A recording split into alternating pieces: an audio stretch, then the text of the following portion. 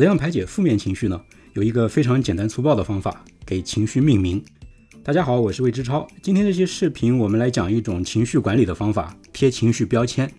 感觉到心情不太好的时候，只要问自己，我现在体验到的这个感受是什么？然后用一个词语把它给命名出来。比如说，我现在感觉到的是焦虑，只要这么做就可以削弱这种负面情绪。想要排解负面情绪的话，大概不会有比这更简单、更无脑的方法了，简单粗暴到令人发指。而且很神奇的是，这种操作对于正负情绪的影响是不对称的。如果同样是用一个词把现在感觉到的好心情命名出来，比如说我现在感觉到的是满足，那这种满足感会变得更强。同一个操作既可以压制负面情绪，又可以放大积极情绪，那简直是太理想了。用词语给情绪命名，这个操作呢，在学术上的正式称呼是贴情绪标签。贴标签必须是用语言来概括出你的情绪感受，语言以外的其他反应比如产生情绪的时候咕咚一声或者做个鬼脸什么的，这些呢就不算是给情绪贴标签，也不会产生相应的效果，必须是使用语言、使用词汇才可以。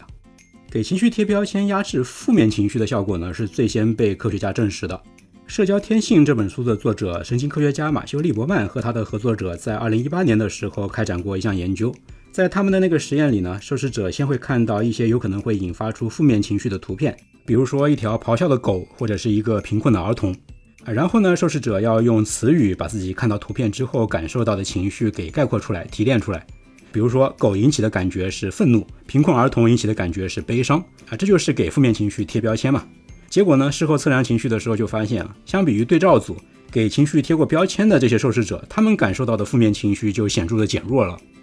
后来呢，包括这项研究在内的一些发现就激发出了其他心理学家的好奇心。他们想知道如果把对象换成正面的积极情绪那给情绪贴标签会产生什么样的影响呢？结果通过一系列的实验就发现了刚才说的那个不对称的效应。你原本就开心的话，贴上标签之后就会变得更加开心。那为什么同样是贴标签，它对正面负面情绪产生的影响却正好是相反的呢？美国维克森林大学的心理学家克里斯蒂安·沃给出了一种解释。他认为这是因为给负面情绪贴标签和给正面情绪贴标签引发出来的思维过程是完全不一样的。先看负面情绪负面情绪之所以产生，当然是因为我们遇到了什么麻烦嘛。而给负面情绪贴标签这个动作呢，会让我们更加清晰地意识到自己处在这种糟糕的处境里这就会促使我们去思考怎么样解决问题。比如说，我为什么会觉得耻辱呢？这是因为今天上班的时候被同事穿了小鞋，那该怎么办呢？那明天上班的时候还是跟他开诚布公的谈一谈吧。找到了产生负面情绪的原因然后试着去寻找解决方案，这就会让人的心情变得更好。因为哪怕问题并没有在当下得到解决，它也降低了不确定感。人最怕的是什么？人最怕的其实不是要去面对问题，而是那种完全没有方向的不确定。给负面情绪贴标签减少了这种不确定所以就会让心情变得没有那么糟糕。那我们再来看正面情绪给正面情绪贴标签会引发什么呢？我们感觉良好的时候通常就意味着没有什么需要解决的问题，也没有什么需要采取的行动，岁月静好嘛。所以呢，积极的情绪体验是很容易从我们的注意力中心溜走的。快乐总是转瞬即逝的，积极情绪维持的时间通常都偏短，这是一个普遍规律。而给这种正面的积极情绪贴标签，用一个词把它给提炼出来呢，就会把我们的注意力吸引到这个正面情绪上，让我们更加清晰地意识到这种感受这么一提炼呢，正面情绪就更突出了嘛，持续的时间也被拉长了于是我们的感受就变得更好了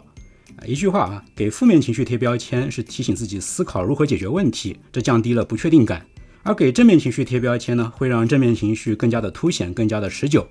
通过这样两种机制呢，给情绪贴标签就起到了既抑制负面情绪又增强正面情绪的效果。所以呢，我们不妨试试去培养这种给情绪贴标签的习惯，不管有好心情还是坏心情，都试着去提炼概括一下那是一种什么样的感受。提出刚才这些解释的心理学家克里斯蒂安·沃最近还在一篇文章里给出了给情绪贴标签的3个具体的建议。他的第一个建议是，我们尽量要使用那些更加具体的词汇来描述情绪比如说欢喜、有趣、满足这样的一些形容快乐情绪的更加具体的词，就比笼统的快乐效果要更好。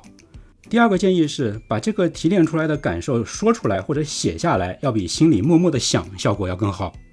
他的第3个建议是，给情绪贴标签是没有办法无中生有的